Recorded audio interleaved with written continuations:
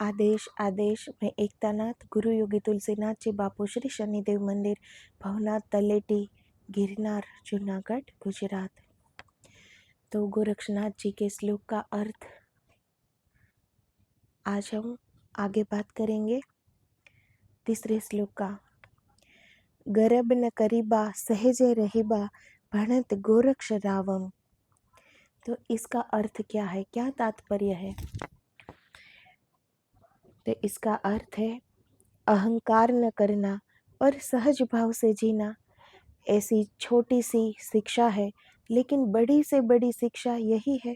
गोरखनाथ जी कहते हैं, इतना ही तुमसे कहता हूँ, इतनी बात तुम समझ लो, इतनी बात तुम साध लो, सब हो जाएगा। तो गोरक्षनाथ जी का ये जो श्लोक है कि गर्भ न करीबा सहजे रहीबा, सिर्फ इतनी ही बात समझ लेने की ज़रूरत है। ये बात जान गए तो समझो सब कुछ जान लिया। कि सहज रहना, हिसाब किताब से मत रहना, निर्दोष भाव से रहना। वृक्ष सहज है, पशु पक्षी सहज है, सिर्फ इंसान असहज है। असहजता कहाँ से आ रही है? जो नहीं हूँ वैसा लोगों को दिखला दूँ, जो नहीं हूँ वैसा खुद को सिद्ध कर दूँ, इससे असहजता पैदा होती है। तो ये असहजता कहाँ से आती है? वो लाने वाले हम ही हैं।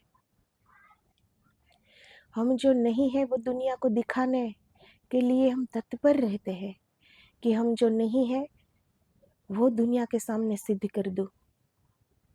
अगर गरीब है हम तो दुनिया को नहीं दिखाना है, खुद को अमीर सिद्ध कर लूं। ऐसे से न तान के चलेगा। फिर इससे असहजता पैदा होती है, क्योंकि जीवन में जो हम स्वयं है वो हम ढक देते हैं, छुपा देते हैं, और जो नहीं है वो ही हम दिखाते हैं। फिर ये दिखावे की जिंदगी एक अभिनय हो जाती है, एक सत्य जीवन नहीं रह जाता। हर पल एक अभिनय करना पड़ता है। फिर हमें ये जीवन कम और रंगमंच ज्यादा लगता है।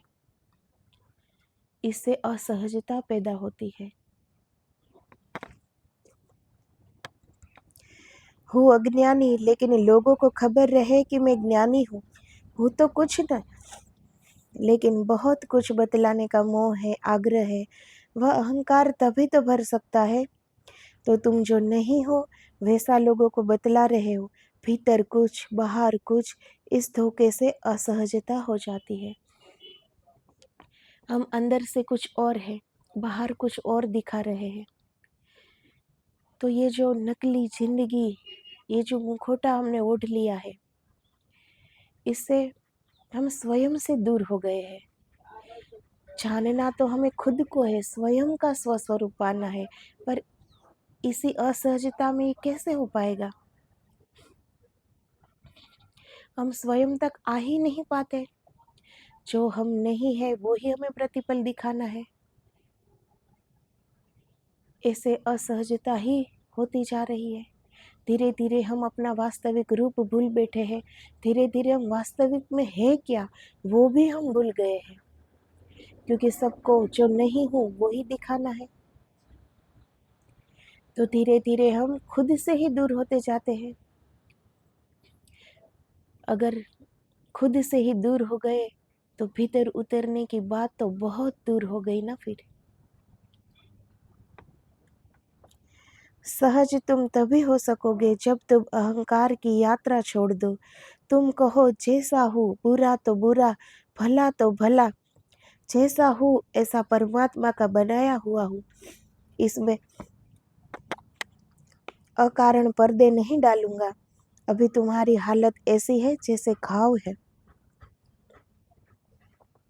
अगर सहज जीना है तो स्वीकार कर लो कि मैं जैसा भी हूँ, भला तो भला, बुरा तो बुरा, जैसा भी हूँ परमात्मा का बनाया हुआ हूँ। स्वीकार, यही जीवन में लाना है, स्वीकार भाव। जो भी है। अगर स्वीकार नहीं है कि हाँ, मुझ में इतनी भूलें हैं अभी, मुझ में इतने दोष हैं अभी। अगर ये स्वीकार नहीं आया तो हम ये दोष कैसे दूर करेंगे फिर?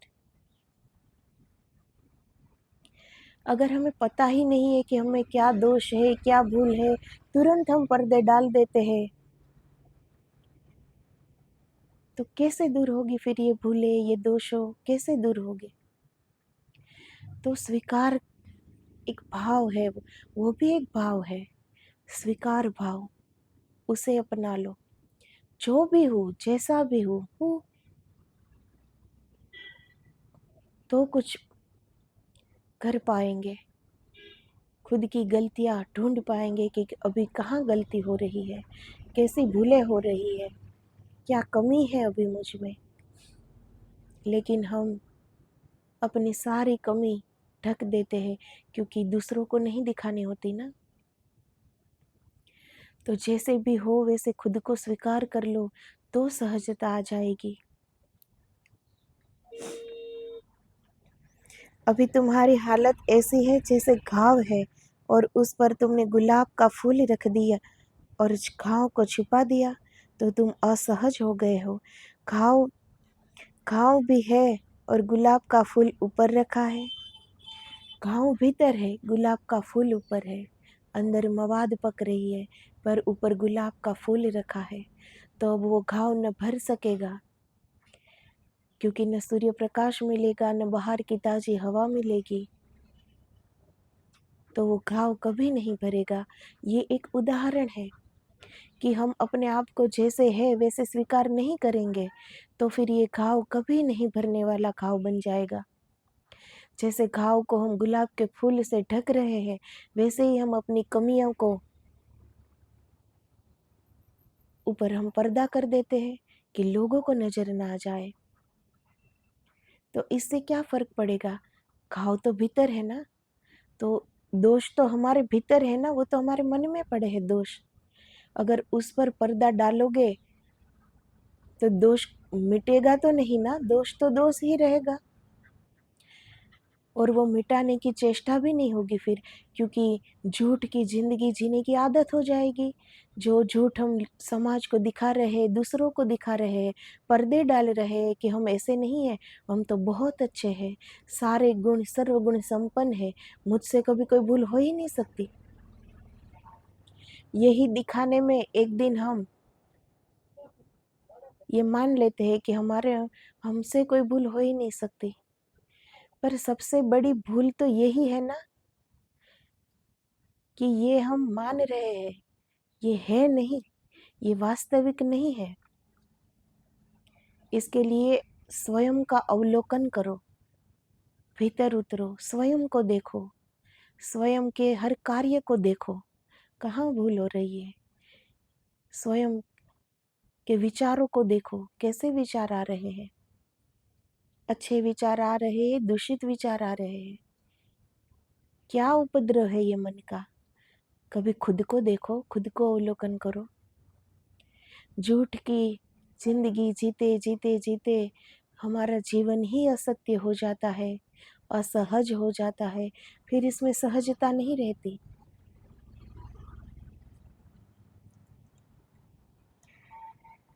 इसके लिए भय को छोड़ना पड़ता है।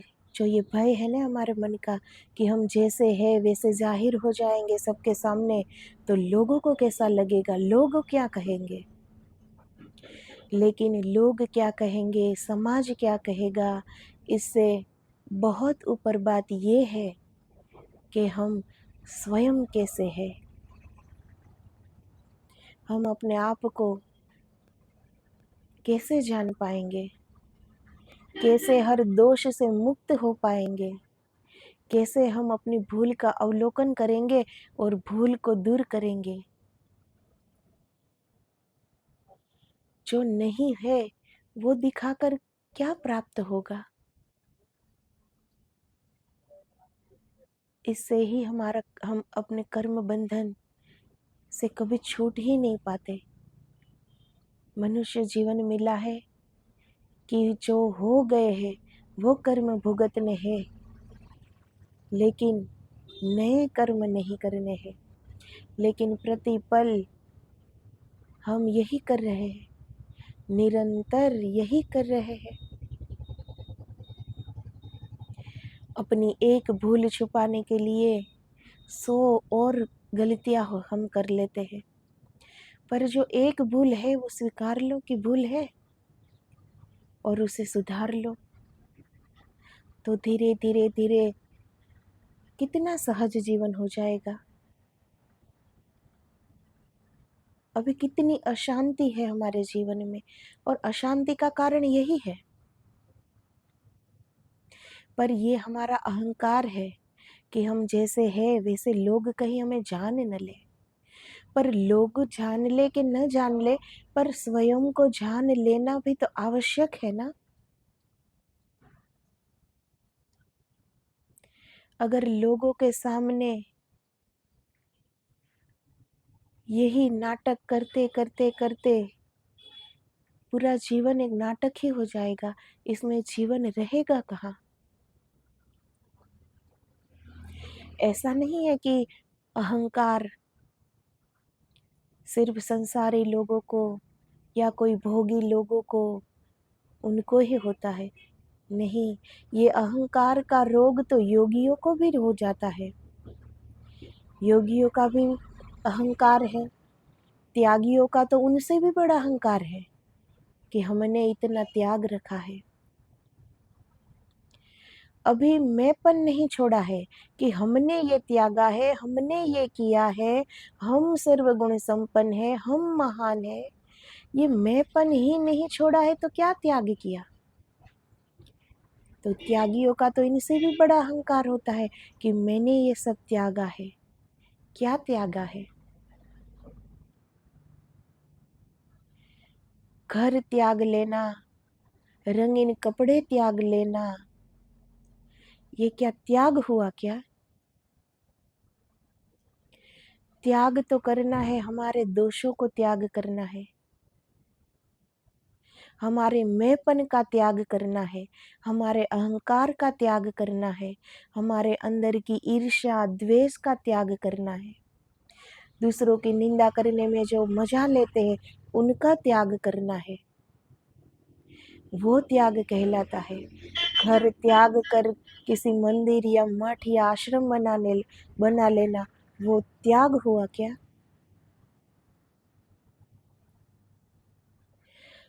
अभी तक इच्छाएं आकांक्षाएं अंदर धरी की धरी पड़ी हुई है और बढ़ ही रही है, बढ़ ही रही है। कैसा त्याग?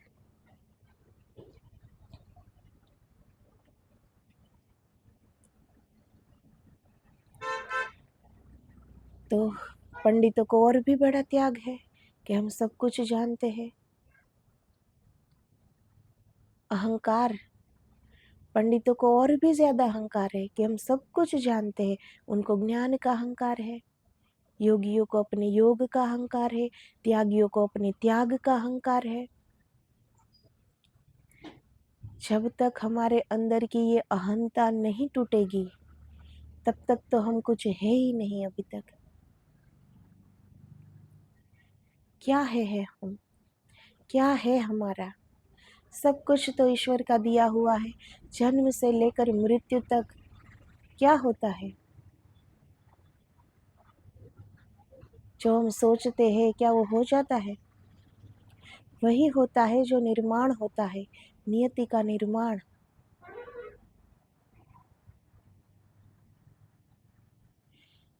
तो ये जो अहंकार है ना, उससे ही हमारी जिंदगी असहज हो गई है। अब कोई साधु बन गया है, त्यागी बन गया, योगी बन गया, उनको अगर अंदर से वैराग्य नहीं है तो पूरी जिंदगी झूठ ही हो जाएगी। क्योंकि दिखाना तो पड़ेगा कि भाई मैं त्यागी हूँ। पूरी जिंदगी सबके सामने ये नाटक करना पड़ेगा कि मैं त्यागी हूँ। अंदर त्याग नहीं है। अंदर त्याग होता तो ये विचार का भी त्याग हो जाता कि मैंने क्या त्यागा है। ये विचार की भी जगह नहीं है। फिर अंदर क्या त्यागा है? जब तक हमारे अंदर से वैराग्य उत्पन्न नहीं होता, जब तक हमारे अंदर से स्वयं सब कुछ नहीं छूट जाता, संसार को छोड़ा नहीं जाता, संसार अंदर से छूट जाता है। त्याग किया नहीं जाता, त्याग तो अनायास हो जाता है। लेकिन जो हम छोड़ते हैं ना, वो और भी उपद्रव करते हैं और अहंकार लाते हैं। क्योंकि इस बात हम हमेशा याद रखते हैं कि हमने ये छोड़ा है, हमने घर छोड़ा है, हमने कुटुंब परिवार छोड़ा है, हमने अपनों को छोड़ा है।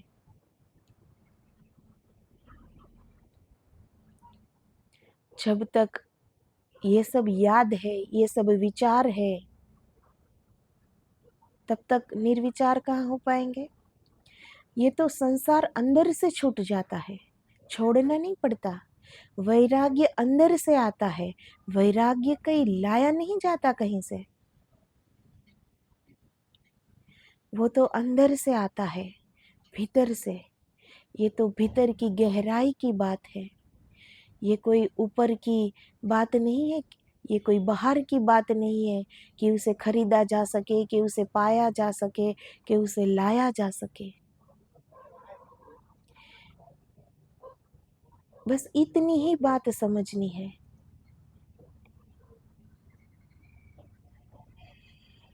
कि जो हम छोड़ते हैं उसी का अहंकार हमें ले डूबता है।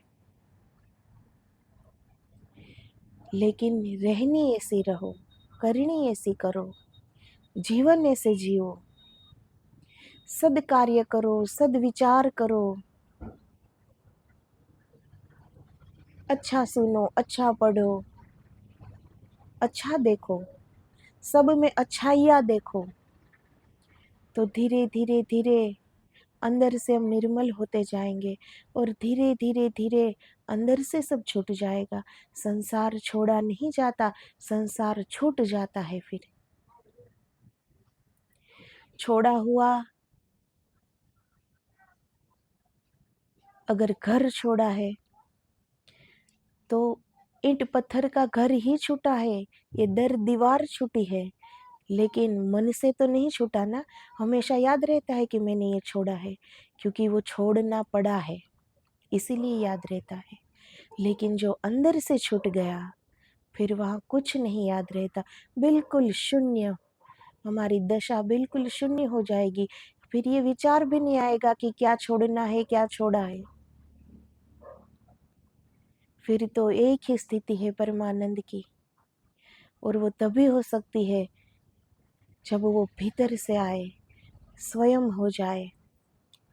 इसके लिए हमें ऐसा जीवन जीना होता है। धीरे धीरे अहंकार से मुक्त होने की कोशिश तो करें। क्या है हम? बड़े बड़े आए और चले गए, क्या ले गए यहाँ से? यही अहंकार के भार के नीचे खुद ही हम कुचले जा रहे हैं और खुद को पता भी नहीं है, और हम नीचे ही गिर रहे, नीचे ही गिर रहे, और उठने की चेष्टा भी नहीं कर रहे हैं। ये सबसे बड़ी आश्चर्य की बात है।